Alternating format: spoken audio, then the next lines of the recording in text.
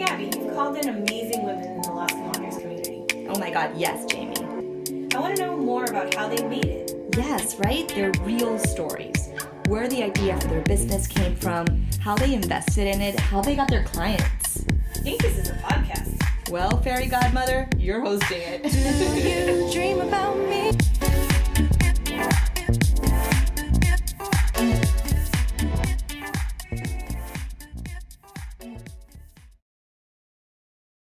Welcome. We are so excited to have Shirley Solis here with us today. Shirley is part of our Las Comadres community, and she is an inspiring, amazing woman up to big things. We are thrilled to be able to share and learn from her today. Shirley, thank you for being here. I am thrilled to be with Jamie. I already love her. She's amazing. And we've just bonded with a hug and quite a few adjustments of bras to get ready for this. You got to get yourself like intact for... Yes. If you are listening to us, I guess you don't need to see us, but you can watch us on YouTube and see. Yes. So, Shirley, we need to know, what do you do? How did you get here? Let's hear the short story first. Yeah, the short story is I'm a peak performance coach. I'm an NLP trainer, and for years the way I got into the whole coaching world was through family coaching and family interventions. Mm-hmm. I'm a mom of 6. My oldest is 24. The youngest is 9, 4 boys and 2 girls. I've been homeschooling for 19 years. Love that. Love having them at home and experiencing live and adventures with them. And in this new adventure of like coaching and mentoring and doing events, I've just loved working with women and inspiring them and empowering them and really getting them to live life, like just to live life. I love it. Yes. So Shirley and I work on a lot of the same kind of people and the same kind of things. So this is going to be super fun today. Okay. So how did you get into coaching? So I got into coaching, I would say by quote unquote accident. 9 years ago, I went through something really difficult in my marriage. Mm-hmm. And that was the catalyst that brought me to learn about emotional intelligence and emotional healing. And when I started learning about all that, I was like, wow, how come not everybody knows about this? Right. Like it wasn't as common. I was a speaker in the homeschooling community, and those were not the topics we were talking about, and I'm a reader, I'm a learner, but that was not stuff I had come across, like boundaries and emotions and, relationships and how to communicate beyond the basics and like manifesting and creating. I was like, what is this? So as I learned about it, I created my own program, and I thought, well, I'm going to teach parents what I know. I'm going to teach parents about raising children of character and how they can be happy in their family, whatever. And as I created that program and started delivering the content, I found that I just wanted to make sure that they had better results. And then I found out that there was such a thing as coaching. Mm-hmm. I was like, well, then I could get techniques that I could use to make sure that people have better results. And then from there, like it spiraled down, and little did I know that I would then eventually become a trainer to certify coaches myself, so yeah, that's how it came about. That's amazing. So, it is so important to be able to teach our kids. Mm-hmm. The idea is like, okay, we go to school and we never learn half the things we're supposed to learn to like be an adult. Yeah. And if you can learn the other thing, the social side of it more, it makes being an adult so much easier. Oh, absolutely. I think part of, for me, having homeschooled the kids, it wasn't just about teaching them the academics. It was about making sure that they had the stability emotionally. And even as, I've learned all these things, I've taught it to them because I want to make sure that they're setting proper boundaries, that they're healthy, that they're able to process their frustrations, their emotions, that they're able to create the goals, achieve the goals that they want. And it's been different. I look at them and I see how much healthier they are than where I used to be at their age. Mm-hmm. And I see how much more empowered and how much more ahead they are in life. And because they have all these tools that I didn't have. And I don't know who's listening, but maybe you didn't have it either. And you just wish somebody would have told you. So I set out to do that because I thought, well, if I share with parents these tools and they learn them, then they ideally should pass them on to their kids, Yeah. So in the beginning, you were just coaching other parents. You were just teaching other parents. Yeah, what you were learning. Them. Yeah, I was mentoring them from what I had lived, mm-hmm. from my experience of raising them. Like I was going back 20, where my oldest son is 24, like going back 24 years ago, I got married when I was 18, and he was born when I was 19. So I was this like frantic mom of one, frantic, like no organization, procrastination, no discipline, wait till the last minute. And eventually, you have 2 kids, you have 3 kids, like it caught up with me. And I could no longer, like laundry piles, like all that, that many moms can relate to. But I could see how that was my own lack of discipline and structure, and how I just didn't even know how to manage myself. So how was I going to even manage these 3 little children? So I started working on myself. And as I managed myself and managed them in a better way, managed the home and gave them like a nicer, healthier, happier, more calmer environment, then it just became like, oh, I love this, and so I went from being that frantic mom of one to being, wow, like eventually I became that confident mom of 6. And it was easier to do 6 than to do 1, And so the more I worked on myself. Which is a crazy statement, but also totally true. Yeah, you know what I'm talking about. Yes, because you have children too. So it just became about that. It just became about passing on to the children, like the things that I had learned, and I loved it. I loved it, and I was hoping that a lot of parents would be able to experience that too. So it was in that parenting world, But then I transitioned out of it because I started seeing some patterns. We can talk about them just a little bit. Yeah. So in that transition, your training as an NLP as well as you're a peak performance coach. So did you go? What was the route that you got there? Yeah, the route. I mean, I did a lot of the emotion. I went through a program that was about 3 years long for emotional healing, inner healing. So healing things of the past, the childhood issues, the things that happened with the parents, the things parents taught us that maybe at first were good, and then it just didn't support us in the long term. And just I always say I'm my number one client. So I worked on myself. Once I started learning those tools, I worked on myself crazy like amount of hours. And so that was the first foundation. The first 3 years was like emotional inner healing training, like the therapeutic part of it. And then once I got past that, then I went into the coaching, specifically NLP, neuro-linguistic programming, which allowed me to really understand how human behavior happens to create the greatest results faster at an unconscious level. And then after I did that one, with that certification, I also got my certification for becoming a hypnotherapist, and then a coach, of course. And then after that, I went for the master's degree of that. And then eventually I was like, no, I want to become a trainer so that I could give people these same skills, like other girls, women and men who also wanted these skills and were feeling the same urge that I had to want to give back. Like, my life had changed so drastically. And I feel like once I had gotten the whole child parenting thing, it was stable. But it was stable, it was good, but I wasn't emotionally happy. Right. So all of this gave me that emotional happiness, the joy, the desire to really be a spiritual person more than just a religious person, like to really know God and to experience God in everything and experience nature and to be alive. So that became the goal, and that's what I wanted to give to other people. And I mean, it was a journey that brought me here, and I'm like so grateful to be here. And that gratitude is what allows me to want to give back. And I know that's the same with you. I'm sure. Yeah, definitely. And I think that the piece of the gratitude is something that is talked about a lot right now. Wasn't talked about a ton 6, 7, 8 years ago. And kind of getting past just the buzzword of it into like the real practice of it. Because sometimes you're grateful for the things that are going wrong. Sometimes you're grateful for the other pieces, and like really understanding like, oh, I'm just grateful that I'm here. Like the chance of being born, like all that stuff is just sort of amazing. So like taking that and being able to like put it out there into the world. So we're trying to get the good history of all of the Comadres. We want to know, because there's so many people that are just starting out, there's always it was a mess and then it was great. Yes. And we never talk about the middle. Yeah. So a little bit of the beginning of it, did you start, I mean, at the time you had 6 kids. Did you start with a full client load and all of that? Yeah, so you in the middle, like the messy. Okay. The messy middle. Okay, got it. So the messy middle of like actually becoming the coach is I had a 1.5-year-old because my youngest daughter is 9. So I started this process of inner healing when she was 9.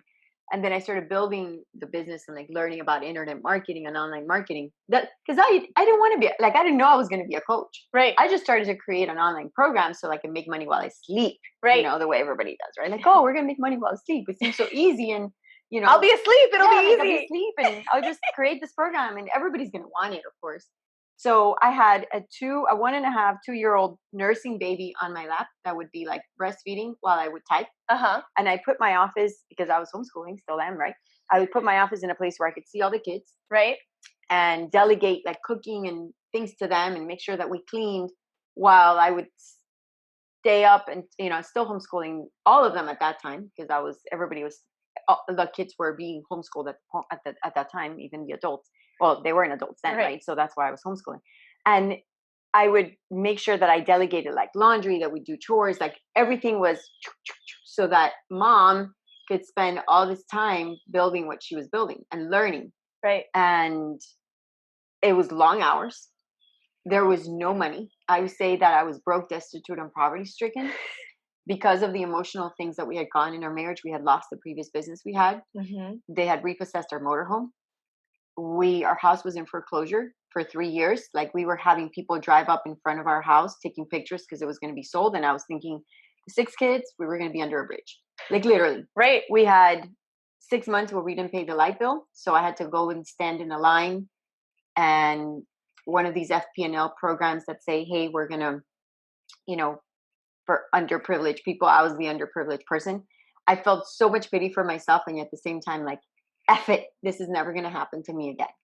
So negative $2,000 in the bank account because everything had overdrafted. And now I was like, yeah, I don't know where, I've never owed, you know, that's the messy beginning.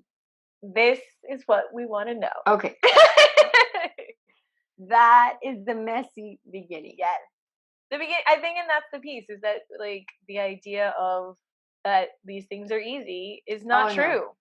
No, it was a very messy beginning. I didn't even have the vision I have now. I just wanted to get out of that. Okay, so from negative $2,000, people are driving by your house trying to figure out if they're going to buy it from the bank. Yep.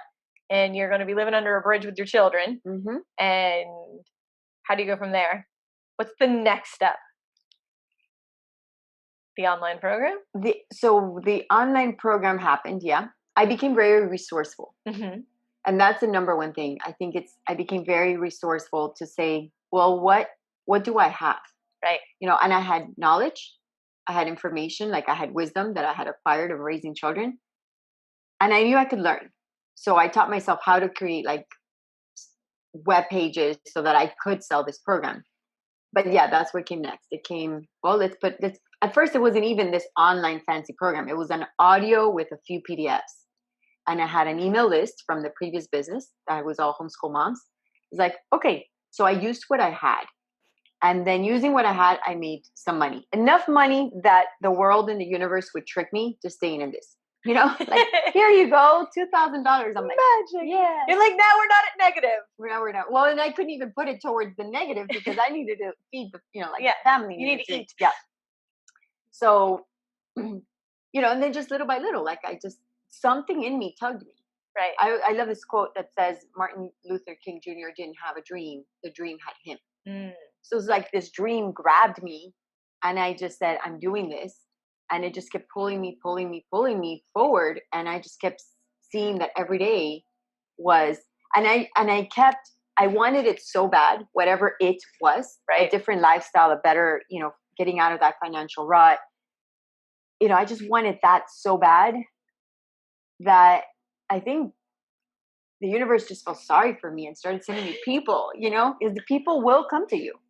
Well, people will come to you, but I mean, not so much the universe feels sorry for you, but mentors. Well, I'm joking. Like the universe is just like, here's a little crumb. Exactly. Here's a little another piece. And you're like, but you were open to receiving. And when I say people, not like buyers necessarily, but just people who would mentor me to the next level. and then mentor me to the next level and like tell me just a clue. Like I was just looking for clues, like the alchemist. Right. I was just looking for clues everywhere I went for going, what's the next step? What's the next step? A meeting here, a free, course online here. A lot of it was free because there was no money to spare. Right. Like actually all of it was free for a couple of years. But yeah, that was creating the course. Eventually it did become like a video program and there was a little bit more money to spare, but it was a good, like, when you have 6 4 or kids, 5 years. There's not a lot of money to spare ever. Yeah. Those 4, no vacations. Right. That's why there's such a challenge with the idea that, love yourself. I'm like, you're in survival mode. Like, what do you mean love yourself? You're barely making it, that's just a little tiny piece. It was rough. I'm not saying it's gonna be rough for everyone. Right. But it was rough for me. It was really tough.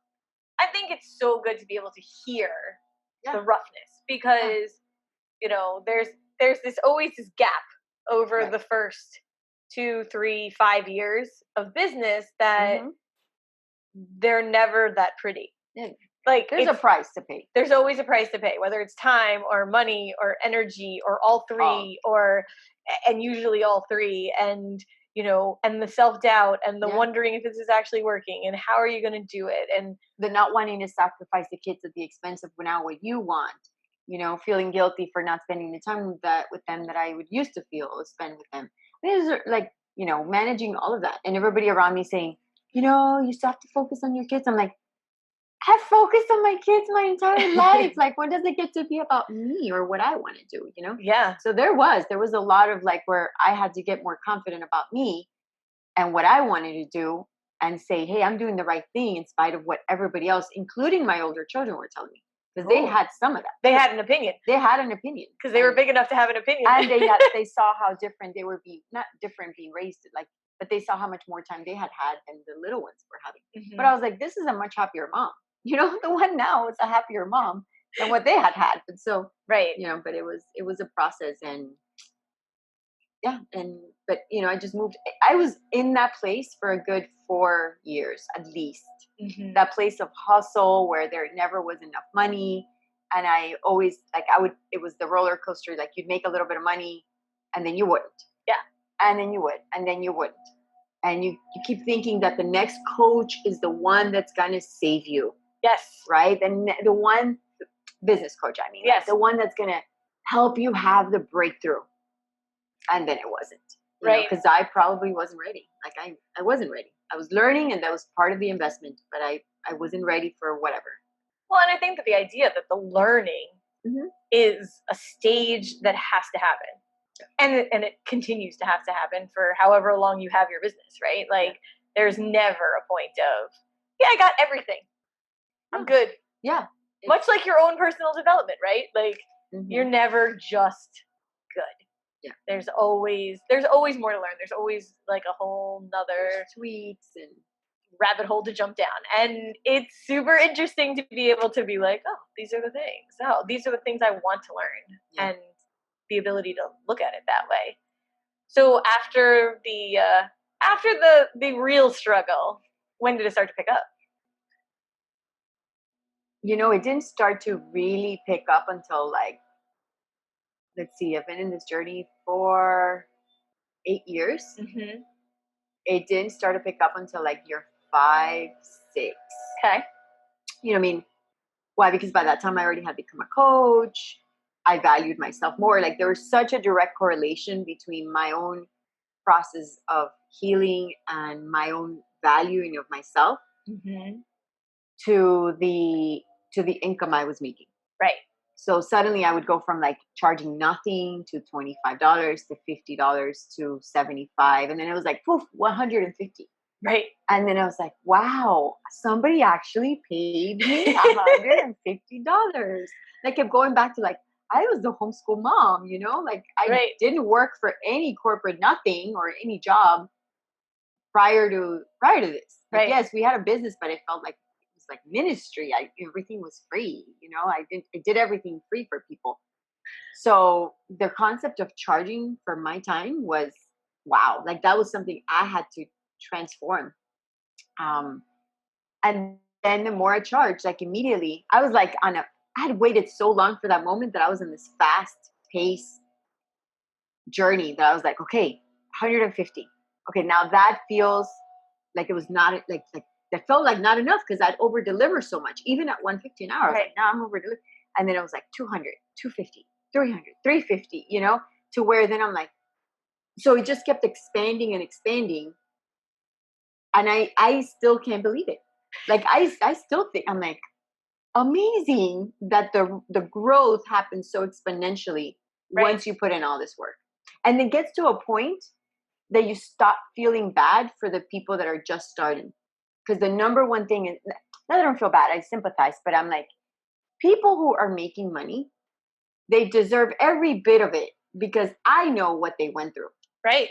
And then you get other people that are just starting and they think like they're going to make all this money. It's like, no, you got a price to pay. Right. Like, don't think you're going to be where I'm at or where anybody else is at unless you pay your price. And I don't know what your price is going to be, but it's a good price. Like, it is fun. It is a growing process. Like, it'll make you so much more empowered and amazing. And it'll help you create a greater impact on those that you're reaching. Well, and it's always interesting when you have the pricing set, like, this is a stretch right at this moment. Mm-hmm. And then like the moment you realize it's not a stretch. Right? Like you're like, oh, I'm charging 50. And you're like, oh God, is someone going to pay 50? Mm-hmm. And then they pay it and you're like, okay. And then the next person pays it and the next person pays it. And you're like, I think I could charge more. Right? Yes. Like seeing that, like your own expansion in it. And then who you're attracting with that. Yes. And being purposeful, because my market in the homeschooling community, like the homeschooling community is huge. Oh yeah. But we are used to getting things for free. Right. Like, we're very resourceful because there's only one income in the typical homeschool families, right? So, I mean, not that there aren't all kinds of levels, but there was. Right. So I was used to being in this community that was like, well, can we get this for free? Can we get that for free? Everything was ministry based and, so change. Well, and a lot of trading and a lot of like resourcefulness, which is, and it's amazing. Great. Yeah.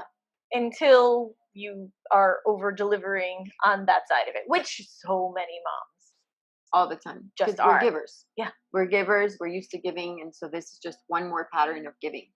But within that, I had to be very purposeful and identify and say, well, what is the audience that I want to reach? And now, am I closing myself to the homeschooling community? No, I'm expanding. Yes. And they get to come along if they want. And many of them have, and they're just, but they transitioned with me to say, well, I'm willing to pay for what you have to offer. Right. And which is their own growth because they're willing to invest in themselves and put their money where their mouth is, which is good. So, which is only going to up-level them even further. And their children and their surroundings and their environment. So yes. It's the ripple effect of all the pieces, which is amazing. It is amazing. I get so excited. I get so excited to think about that. Like, let me tell you about one thing of how I manifested my first coach. I became resourceful. The money just wasn't there. But when I knew I was ready to grow more, there was a grant, like a scholarship, like one of these startup, and I applied, and it was like all these people in the United States, and they flew me to New York, and I won $10,000, and I got this huge check that I flew back with. Yeah, like you took the big check with you. They gave me this humongous, bigger than life check that's bigger than me. That's for amazing. $10,000. And I went to New York. I presented. I practiced like crazy for the presentation, and there were like 20 people that were, they narrowed it down, and I won. And I flew back with my check in my hand in the airplane. It was so cool. I was like, wow, that's the number one thing too. Like as entrepreneurs is knowing that we get to be resourceful and that even when we don't have the money directly, there's going to be people that are, if they see your level of commitment, they're going to support you. Yeah. There's money out there. There's a lot of money out there, a lot of grants, a lot of opportunities for even $200, $300 for marketing, $1,000. Like South Florida has Miami-Dade County has the mom and pop grant. Yeah. Like little things like this that are just, they're adding to getting you to the next level. And that's all you need to do. Just keep going. Just keep swinging. Just keep swinging. Mm-hmm. No, there's always those moments when you're like, I have no idea how this is going to work. And then all of a sudden you're like, oh, that's the thing. It worked. It Yeah. worked. Yeah. So, okay, so you got the $10,000 grant. You got a coach. I got a coach, learned more, about how to do business, how to expand myself, got into more of the speaking world. I was speaking in the homeschooling community before, but this was a different environment. Right. So yeah, just a few years of that too, because it's almost like when you go from one season to the next, you spend a few years or a season. I'm not going to say time-wise, but there's a season in that phase. Yes. And from that phase to the next was like, okay, I knew I was at a next level. And then I moved on to the next level, which was rebranding the program that I already had with parents. And then came like the phase where I'm at now, where it was giving myself the permission to go, okay, well, more than family. Right. By this time, I knew a lot about business. This time, I knew a lot about women and what women, well, obviously, I had known that along because of myself and my own development, but I was ready to give to the women. And I could see that if I didn't give to the women, my original intention of supporting the family wasn't going to be there because the women were needing what I had to say. So then I transitioned to the live events, to having the one live event that I had always dreamed of having. And that was a risk too. That was like, wow, there's, what if people don't come? Right. So that's the phase where. How did the first live event go? Amazing. It was incredible. It worked, and I put it together in about 50 days. Wow. So like a month and a half. I said, I'm doing it. It's time. How big was the first one? For 50 people. Okay. For 3 days. Okay. Well, so 50 women for 3 days. And, we always have this idea of how much money we're going to make and we're going to become rich, even though it's just 50 people. But I had a certain level of production in mind. Right. So I had a friend of mine who drove down all the way from Georgia with his speakers and with all his equipment, sound engineer, to help me set up. We flew his girlfriend from Colombia to be the DJ. I had like no volunteers. It was me, myself, and I doing everything. Coordinating the venue, inviting the people. And none of my friends knew I was a coach, but they didn't really know the impact that I could make and what I could do. So I just everybody's coming. And then I would invite a bunch of people, and then some of my previous clients and email lists, they signed up. But it was just a matter of getting there. Get there and see what happens. And as the days would go by, I was like, oh my gosh, I was created for this. That was it. You saw your purpose. I saw it. I saw the transformation in the women. I saw their healing. I saw their empowerment. I saw the choices they made during and after the event, long term. I was like, wow. And that was in June of 2018. Great. And I said, I'm doing it again. In 9 months, it took me to go from 50 to 200.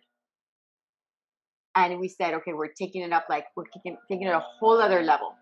Lighting, this time we had lighting, massive lighting, thousands of dollars in lighting. We had bigger production. We had greater performances. I mean, it just went to a whole other level. So, and then now we're working again towards the next one. But so when is the next one? The next one is October 11th, 12th, and 13th, 2019, here in Miami, Florida, at the DoubleTree by the airport. Yeah. Very nice. Well, we will, as this launches mid-September, we will have a link in the bio for you. But that is, I think there'd be a lot of women in this community that would be very, very happy to I be would a love part of that. LiveLifeTheExperience.com. It's Live Life. There's so many beautiful coaches that each have their own strength, and I'm all for that. I know that my strength is to get women to live life, and living life is it's like all your senses get activated. You feel everything so deeply. You're passionate about this beautiful world and these people that are in our surroundings. Like when you hug, when you love, when you, cry, live your life. Yeah. And, and conquer this beautiful world. Not conquer, there's nothing to conquer because we are already conquerors kind of thing. This world is for us. It exists for us. It exists for us to enjoy and to give light to everything we do. Yeah. So, yeah. Such a beautiful message. Makes me so happy. I get excited. So good. So with like the way that your business has grown, what's next? Where are you heading next? What is the scary next thing? Yeah. Well, funny enough, the scary next thing is just the tomorrow. Because when you're growing, like in my case, I'm growing so rapidly as a person and in business that it's scary. The next day is scary. So right now I'm transitioning to building this amazing team. Mm-hmm. So we have a team of 10 people that are working on the event. And then we have 50 volunteers total for the next event. So that's I am glad that you have gotten yourself some help. Yeah, that was part of the transition, So we went from 200 to the next level. It's going to take a team. So transitioning into team. So that's every day a stretch for me. But in the long term, we've got the idea of definitely creating a worldwide community. Mm-hmm. We've got coaches that are coming from Singapore, London, India, Germany to be a part of Live Life. And we're thinking of taking this for sure global. Like we're going to be global. And it would be like the logical thing would be to think about just keep it in Miami and then go somewhere else, maybe Houston and maybe San Diego, and like that's going to happen. But we're already even beyond that. Like we are thinking global, and we know that it's going to skyrocket. Like it's going to get to a point where it's just going to go poof. It'll take off on its own. Right. It'll just grow exponentially. So I'm already thinking the global vision. As crazy as that sounds. Yeah. Not crazy at all. It's only crazy Hopefully inspiring you, because if I can tell you about what I've been through, and thinking about where I'm going, and you'll see that happen, anybody can do it. In less than 10 years. Oh yeah. You have gone from people are looking at my house and I have negative $2,000 to I'm going to go global, and that is not even that far of a reach. Yeah. Which is amazing. Absolutely. It is amazing. I pinch myself. I'm like, wow, how did this happen? And it gets easier and easier to manifest whatever we want. It gets easier and easier to create. So a lot of the initial years is just learning how to do it. And then once you get it, then you just do the same thing over and over again. So in your own journey of this, what's the hardest thing to sort of stay with? What's the hardest piece to stay like, okay, these are the steps. What's the one really, really hard step that's like, okay, I know if I do this thing, we go big. Like, oh, I know if I do this thing, if I'm doing it daily, it happens. Well, I think there's different things along the way. Mm-hmm. So there's a phase where it's about implementing, like it's about being disciplined, because you may not want to get on the computer that day. You may not want to make the phone call. You may not. So there's a phase where it's about taking action and becoming disciplined, because you're an entrepreneur and nobody's telling you what to do. So there's a phase for that. Then there's a phase to value yourself so that you start charging. There's a phase where you begin to dream big and actually begin to manifest. So I would say there's different phases, but I know for me, it's always been about working on myself. Mm-hmm. And there's a saying that I love, and it says, I will prosper you as your soul prospers. Mm-hmm. So I've just prospered my soul. Like I've made sure that I'm working on my limiting beliefs, that I'm working on my emotions, that I'm working on my thoughts, that I'm manifesting. So I would say if there's one thing, it's that. But for every person, there's going to be their own thing based on their personality and what they do. So just be aware of what season of life you're in, mm-hmm. and saying, okay, what do I need to do right now that I'm not doing that I know I need to do? Because we all know we need to do something. And stick to that one thing, and then it'll take you to the next. And then in that season, go, okay, what's the one thing that I need to do in this season that'll get me to the next season? Yeah. And that's what helps you hold yourself accountable to those things? Or does it help to have other people? What are the things that hold you accountable to that next thing? The one thing? Yeah, I've gotten to the point where I believe strongly in discipline. I'm mm-hmm. very free spirit, very creative, but I do believe in discipline. And discipline and order. So I became my own number one accountability person. Like mm-hmm. I'm accountable to myself. Like my word is important. Mm-hmm. So I don't know that all women can do that, or I think they can. I just think it's a matter of being willing to. I'm a creative at heart and free spirit. So becoming disciplined was not easy, Right. but I knew it was important to master where I want to go. So I was willing to learn what was not easy to learn, because eventually I can let that go because there's a team to implement and I can go back to being the creative free spirit. But for a season, I needed to do that, because if I didn't, we weren't going to move to, the drive and the discipline and the structure that was needed to create a business wasn't going to be there. So to answer your question, is like, I'm my number one accountability partner. Mm-hmm. And I think everybody in the team should be. Right. Because then now we're working interdependently rather than waiting for somebody else to push us. Right. Yeah. Definitely. So you've said a couple times that you've used, in the beginning it was like, okay, let's delegate to my kids. Like, you guys can cook, you guys can do some laundry, you guys can take care of some of these things so that I can do this. And in your business now, you're delegating a lot of the run of show to like a whole team. How important is the community for you? The community of the team, or the overall in your life? Like, how? Life. Oh my gosh. Yeah. Like, one key concept that we learn at Live Life is the concept of interdependence. Mm-hmm. In the United States, we thrive on independence. We have Independence Day. Yeah. But that's not the highest way to live. Highest way to live is interdependence. And interdependence looks like I am fully independent and yet I'm fully dependent on you as well. Right. So it's like you can hold two complete truths, two opposing truths in one place and live both of them at the same time. Yes. Which can be complex and like, well, what does that look like? Well, it's important. So I know that there's no way I'm going to do what I'm going to do without this team. And yet I'm fully 100% responsible for everything that happens to make it happen. Right. So it's both. Like, so how important are they? 100% important. There's no way I could grow this beyond me if it wasn't, if there wasn't a team and people. And I can see where my weaknesses are their strengths.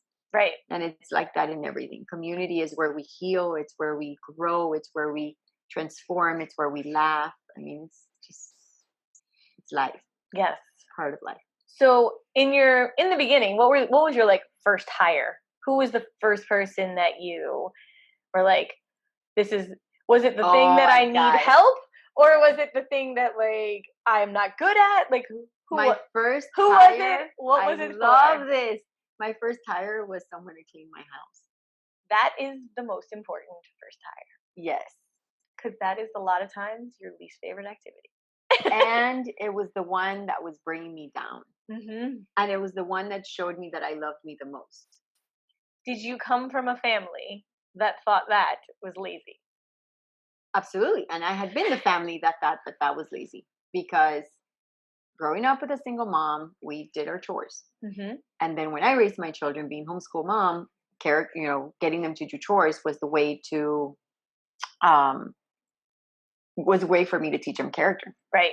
So for me to then say I'm going to hire someone, by the way, we didn't have the budget. Like, cleaning lady is not cheap. Right. In Miami. No. Right? Nowhere in the United States. So this was not, I fought with my husband. I was like, I'm not asking you. I am telling you that I am going to get a cleaning person. And he was like, we don't have the budget. I'm like, I'm not asking you. I'm telling you. And I don't know where I'll get this money, but I know I'm going to get it. And it was, at the time, I hired her for $60. Wow. And it's a big house. And I was like, look, you don't clean this part, don't clean this part, don't clean this part. Because I knew that the only thing I had was $60. Right. So I just had her clean like part of it, which was my part. And Good. The kids would do the rest. And eventually now she cleans everything. And I'm extremely happy when Mondays come. But yeah, that was my first hire. Nice. Because I said, well, Shirley, you've been the maid for a really long time. Can you be the princess now? Yeah. Well, and also sometimes it's, knowing that under a mess is clean can give you so much more peace. Yes. Than I needed that. Or, your kids can do an incredible job, and I'm sure that you taught them incredibly I well. know. But like to know on Mondays this will be done, is a level of freedom, in your own mind. Absolutely. And the kids were older, and we still had very younger children that still, I mean, for the size of house we have, they would have not been able to do the job that I would have wanted to have done. Right. So it was like, wow, either I do it, and I'm of the mentality of like, do it with them. Right. You know, and so that was the biggest gift I've given myself as that first hire. I'm always surprised at how many people are like, I cannot hire someone to do my job in my house. And as women, it's like, you're taking on every job. Yeah. So like, what a gift to give to yourself, to be able to be like, okay, I can let this piece go. Yeah. And I didn't know what to do the first day she came. I was like, I'm leaving because if I'm here, I'll clean. So I left. And I think I went to do my nails or something, and it felt so weird. And now it's so normal. Right. Now it's like, oh, now I'm like, can you iron this for me? Can you, like, you know, it just feels so good to recognize that we don't have to do all the jobs all the time. That part of our growth as entrepreneurs is finding out, like, even right now as I'm working with the team, they're doing all these to-do things that I used to do. And I'm finding that my role is now more of like, give them a hug, coach them, create the vision for them, dance with them. Like, that's it. That's all I do right now. Just create the vision, you know, make some videos. And that feels even weird. Yeah. But it's part of the growth. You'll find that the greater visionary entrepreneur you are, it's more about creating vision than about doing. And by hiring these people, you are creating jobs. You are creating, they are being able to, they love it. They're able to do what they do best. Yes. And, you know, for you to be able to receive that is amazing. Yeah. And they're part of something big. Like, they want to be there. They, you know, there's one person that says, you know, when I work above the hours you hired me, like, I just want to do it. Doesn't matter. Because they're getting something for them. Yeah. You know, so it's beautiful to watch. I'm like, sometimes I sit back in amazement, not like a Shirley, but like as an observer. And I'm like, wow, this is crazy. This is so fun. What a great way to be able to see it and to be able to appreciate the gratitude in it. Right? Yes. To really be like, oh, I have created this, and this is exactly what I wanted, even when I didn't know what I wanted. Yes. There were, you know, my mind knew what it wanted, my heart knew. And I just knew that I wanted the next thing and the next thing. But here I am. Amazing. It was only a few years ago. That's amazing. Yeah. Well, thank you so much for sharing your story with us. We have one final question for our audience. So the word comadre is what mothers and godmothers call each other. It is a relationship built on complete trust and sisterhood, and knowing someone out there has your back fully and completely. So who are the comadres in your life? Who's the people that really embrace the sisterhood with you? Oh my gosh, I love this. I'm from Ecuador originally, so Comadres, the comadre idea, and this comadre community, I absolutely love. The women in my life are Siani. It's been my friend for 23 years. She used to mentor me, and now I get the privilege of mentoring her in many areas. Iris, who is my right-hand person in the business. And I feel like ideally, you know, part of being in this community of Las Comadres is that we get to create our own little pockets of comadreses everywhere, right? And all the clients I have, I never have a new client. I always say I have a new friend. So those are all my comadres. You know, sometimes they're there for short term and sometimes they're there for the long term, but we need them. But there is always that core comadre community. Yes. That's just there unconditionally. You cry, you laugh, you drink, you talk about sex, you go jump in the fountains, you travel together. Like, you do everything with those comadres, and you just know you are loved and accepted. Yes. So, yeah. Well, thank you for being part of our comadre community. And thank you so much for coming on today. I really appreciate it. My honor. Thank you for having me. Las Comadres is a community of entrepreneurial women reclaiming sisterhood and uplifting each other in life and in business. Music for the Las Comadres podcast provided by Afro Beta. Learn more about our community and join us. at lascomadres.club.